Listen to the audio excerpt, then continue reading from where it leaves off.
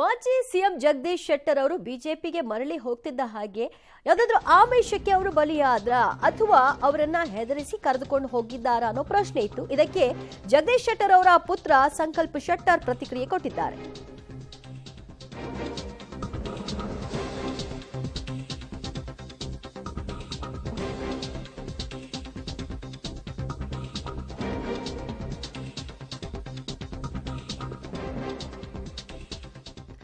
ಮಾಜಿ ಸಿಎಂ ಜಗದೀಶ್ ಶೆಟ್ಟರ್ ಅವರು ಯಾವುದೇ ಬೇಡಿಕೆಗಳನ್ನ ಇಟ್ಟು ಬಿಜೆಪಿಗೆ ಸೇರ್ಪಡೆಯಾಗಿಲ್ಲ. ಅಲ್ಲದೆ ಯಾವುದೇ ಸೀಟು ಹಂಚಿಕೆಯಾಗಲಿ ಅಧಿಕಾರದ ಆಸೆಯಾಗಲಿ ಶೆಟ್ಟರ್ ಅವರು ವ್ಯಕ್ತಪಡಿಸಿಲ್ಲ. ಅವರು ಪಕ್ಷ ಮತ್ತು ಮೋದಿ ಅವರನ್ನ ಗಮನಿಸಿಕೊಂಡು ಸೇರ್ಪಡೆಯಾಗಿದ್ದಾರೆ ಅಂತ ಜಗದೀಶ್ ಶೆಟ್ಟರ್ ಅವರ ಪುತ್ರ ಸಂಕಲ್ಪ ಶೆಟ್ಟರ್ ಅವರು ಪ್ರತಿಕ್ರಿಯಿಸಿದ್ದಾರೆ. ತಂದೆಯವರು ಯಾವುದೇ ನಿರ್ಣಯ ತೆಗೆದುಕೊಂಡ್ರು ಯೋಚಿಸಿ ನಿರ್ಣಯವನ್ನ ತೆಗೆದುಕೊಡ್ತಾರೆ ಅಂತ ಕೂಡ ಹೇಳಿದ್ದಾರೆ. ಇದೊಂದು ಓವರ್ ನೈಟ್ ಬೆಳವಣಿಗೆ. ಅದಲ್ಲದೆ ಉತ್ತರ ಕರ್ನಾಟಕ ಭಾಗದಲ್ಲಿ ಶೆಟ್ಟರ್ ಎಲ್ಲಿ ಹೋದ್ರು ನಮ್ಮಲ್ಲಿ ಜನರು ಮರಳಿ ಬಿಜೆಪಿಗೆ ಬರ್ತಾರಾ ಅನ್ನುವಂತಹ ಪ್ರಶ್ನೆಯನ್ನ ಇಡ್ತಾ ಇದ್ರು. ಈಗ ಅದಕ್ಕೆ ಉತ್ತರ ಕೊಡ್ತಾ ಇದ್ದೀವಿ ಅಂತ ಹೇಳಿದ್ದಾರೆ. ಗರ್ ವಾಪಸ್ ವಿಚಾರದಲ್ಲಿ ಜಗದೀಶ್ ಶೆಟ್ಟರ್ ವಾಪಸ್ ಬಿಜೆಪಿ ಸೇರಿರುವಂತದ್ದು ಬಹಳ ಖುಷಿ ವಿಚಾರ. ಈ ಎಲ್ಲ ವಿಚಾರಕ್ಕೆ ನಾವು ಏನಂತಂದ್ರೆ ಖುಷಿ ಪಡ್ತಾ ಇದ್ವಿ ಅಂತೇಳಿ ಸಂಕಲ್ಪ ಶೆಟ್ಟರ್ ಹಾಗೂ ಶ್ರದ್ಧಾ ಶೆಟ್ಟರ್ ನಮ್ಮ ಜೊತೆ ಬನ್ನಿ ಅವರನ್ನ ಮಾತಾಡ್ಸೋಣ.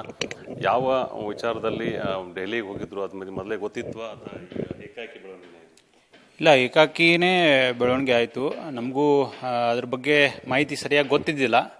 ಸೊ ಅಚಾನಕ್ಕಾಗಿ ಈ ಡೆವಲಪ್ಮೆಂಟ್ಸ್ ಓವರ್ ನೈಟ್ ಆಯಿತು. ಕಾಂಗ್ರೆಸ್ ಅಲ್ಲಿ ಇದ್ರು, ಕಾಂಗ್ರೆಸ್ MLC ಆಗಿದ್ರು. ಈ ವಿಚಾರ ಏಕಾಏಕಿಯಾಗಿ ಈ ತರ ಆಗಿರುವಂತದ್ದು ಏನು ಬಿಜೆಪಿಗೆ ಮುಂದೆ ಬರ್ತಕ್ಕಂಥ ಚುನಾವಣೆ ವಿಚಾರವಾಗಿ ಸೇರಿದ್ರೆ ಅಂದ್ರೆ ಏನಾಗಿತ್ತು, ಶ್ರೀ ಜಗದೀಶ್ ಶೆಟ್ಟರ್ ಅವರು ಏನು ಕಾಂಗ್ರೆಸ್ ಪಕ್ಷಕ್ಕೆ ಸೇರಿದ ಮೇಲೆ ಸಾಕಷ್ಟು ಈಗೊಂದು 8 ರಿಂದ 9 ತಿಂಗಳವರೆಗೂ ಎಲ್ಲ ಕಡೆ ಎಲ್ಲೆಲ್ಲಿ ಹೋಗಿದ್ರು, ಟೂರ್ ಮಾಡ್ತಿದ್ರು. ಅಲ್ಲಿ ಬಿಜೆಪಿ ಕಾರ್ಯಕರ್ತರಾಯಿತು, ಬಿಜೆಪಿ ಲೀಡರ್ಸ್ ಆಯಿತು. ನೀವು ಇಲ್ಲದೆ ನಮಗೆ ಬಿಜೆಪಿ ನೋಡ್ಲಿಕ್ಕೆ ಆಗ್ತಾ ಇಲ್ಲ, ನೀವು ಬರಬೇಕು, ನೀವು ಬರೋದ್ರಿಂದ ಬರೀ ನಮ್ಮ ಭಾಗಕ್ಕಷ್ಟೇ ಎಲ್ಲ ಕಾರ್ಯಕರ್ತರಾಯಿತು, ಈ ಭಾಗದ ನಮ್ಮ ಪಾರ್ಟಿ ಮುಂದಿನ ಬೆಳವಣಿಗೆನೂ ಭಾಳ ಸುಗಮವಾಗುತ್ತೆ ಅಂತ ಆ ವಿಚಾರ ಇಟ್ಕೊಂಡು ಭಾಳ ಪ್ರೆಷರ್ ಇತ್ತು. ಕಾರ್ಯಕರ್ತರಿಂದ ಆಯಿತು, ಬಿಜೆಪಿ ಲೀಡರ್ಸ್ ಆಯಿತು ಮತ್ತು ಜನರಿಂದನೂ.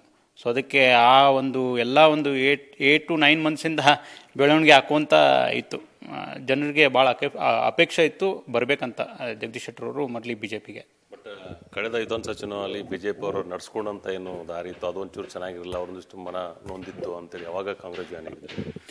ಅಲ್ಲ, ಅವಾಗ ಪರಿಸ್ಥಿತಿ ಅದು ಬೇರೆ ಥರ ಇತ್ತು. ಅದಕ್ಕೆ ಅದರದ್ದೆಲ್ಲ ಮಾತುಕತೆ ಮಾಡಿ ಇವತ್ತು ನಮ್ಮ ಗೃಹ ಮಂತ್ರಿಗಳಾದ ಶ್ರೀ ಅಮಿತ್ ಶಾ ಜಿ ಅವ್ರ ಜೊತೆನೂ ಮಾತುಕತೆ ಆಗಿ ಅದನ್ನೆಲ್ಲ ಸರಿಪಡಿಸಿದ್ದಾರೆ.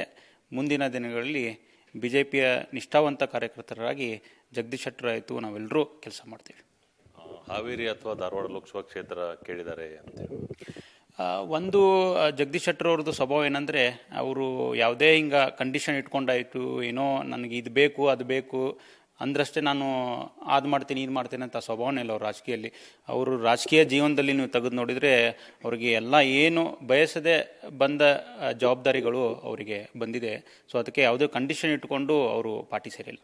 ಬಯಸದೆ ಬಂದ ಧಾರವಾಡ ಚುನಾವಣೆ ಎದುರಿಸಬಹುದು ಅಥವಾ ಹಾವೇರಿ ಚುನಾವಣೆ ಎದುರಿಸಕ್ಕೆ ತಾವು ರೆಡಿ ಇದ್ದೀರಿ?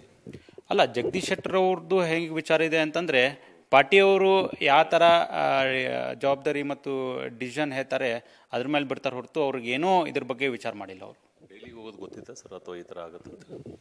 ಅಲ್ಲ, ಇದ್ರ ಬಗ್ಗೆ ನಮಗೂ ಗೊತ್ತಿಲ್ಲ. ಅದೇ ಓವರ್ ನೈಟ್ ಡೆವಲಪ್ಮೆಂಟ್ ಆಗಿಬಿಡ್ತು. ಇದು ಹೇಳ್ತಾರೆ, ಸಂಕಲ್ಪ ಹೇಳ್ತಾರೆ. ಬನ್ನಿ ಶ್ರದ್ಧಾ ಸುರೇಶ್ ಅಂಗಡಿ, ಶ್ರದ್ಧಾ ಶೆಟ್ಟರ್ ನಮ್ಮ ಜೊತೆ ಮಾತಾಡ್ತಾರೆ. ಏನು ಈಗ ಕೆಲವೊಂದು ಕಡೆ ಇಲ್ಲಿ ಬೆಳಗಾವಿಯಲ್ಲೂ ನಾವು ಸಾಕಷ್ಟು ನಮ್ಮ ಕಾರ್ಯಕರ್ತರೆಲ್ಲರೂ ಭೇಟಿ ಆಗಬೇಕಾದಾಗ ಅವರು ನಮ್ಗೆ ಅದೇ ಅಂತಿದ್ರು, ಹೆಂಗಾದರೂ ಮಾಡಿ ಜಗದೀಶ್ ಸರ್ನ ವಾಪಸ್ ಕರ್ಕೊಂಡು ಬರ್ರಿ ಅಂತಲೇ ಹೇಳ್ತಿದ್ರು. ಅದೇ ಬರೀ ಕಾರ್ಯಕರ್ತರೆಲ್ಲ ಸಾಕಷ್ಟು ಲೀಡರ್ಸ್ಗಳಿಗೂ ಅದು ಒಂದು ಅವಶ್ಯಕತೆ ಬೇಕಾಗಿತ್ತು ಈಗ ಪಾರ್ಟಿಯಲ್ಲಿ. ಸೊ ಈಗ ಅವರು ಅದು ಎಲ್ಲರೂ ಒತ್ತಾಯ ಮಾಡಿದ ಮೇಲೆ ಅವರು ಕೂಡ ಜಗದೀಶ್ ಶೆಟ್ಟರ್ ಅವರ ಬಿಜೆಪಿ ಬರುವಿಕೆಯ ಬಗ್ಗೆ ಹಲವಾರು ಕಾರ್ಯಕರ್ತರು ಬೆಂಬಲಿಗರ ಅಪೇಕ್ಷೆ ಇತ್ತು. ಎಲ್ಲಿ ಹೋದ್ರೂ ಕೂಡ ಅವರು ಅದನ್ನೇ ಪ್ರಸ್ತಾಪ ಮಾಡ್ತಾ ಇದ್ರು ಅಂತ ಅವರ ಕುಟುಂಬಸ್ಥರು ಹೇಳ್ತಾ ಇದ್ದಾರೆ. ಜೊತೆಗೆ ಅದರಂತೆ ಇದು ಓವರ್ ನೈಟ್ ತೆಗೆದುಕೊಂಡಂತಹ ತೀರ್ಮಾನ, ಇದರಲ್ಲಿ ಯಾವುದೇ ರೀತಿಯಾದಂತಹ ಆಮಿಷದ ಪ್ರಶ್ನೆನೇ ಬರಲ್ಲ ಅಂತ ಕೂಡ ಸ್ಪಷ್ಟಪಡಿಸಿದ್ದಾರೆ.